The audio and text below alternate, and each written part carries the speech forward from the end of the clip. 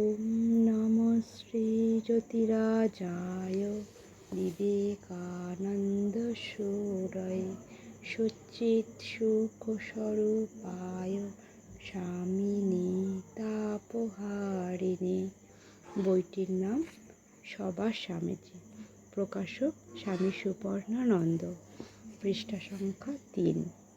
নরেন্দ্র খুব সুন্দর গল্প করতে পারতেন। তার কথা এবং ব্যক্তিত্বের এমন আকর্ষণ ছিল যে তিনি গল্প আরম্ভ করলে সবাই সব কাজ ভুলে তার কথা শুনত। স্কুলে ক্লাসের ফাঁকে একদিন তিনি গল্প করছেন।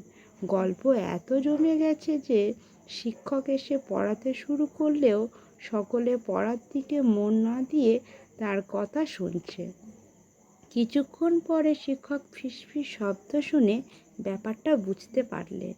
বিরক্তি হয়ে তিনি এক এক করে সবাইকে পরীক্ষা করলেন তিনি যা পড়াচ্ছিলেন তারা তা শুনেছে কিনা।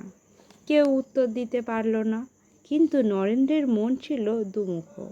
গল্পের ফাঁকেও তিনি মনের একটা অংশ পড়ার দিকে রেখে দিতেন। তাই শিক্ষক যখন নরেন্দ্রনাথকে পড়া জিজ্ঞাসা করলেন, নরেন্দ্র নির্ভুল উত্তর দিলেন।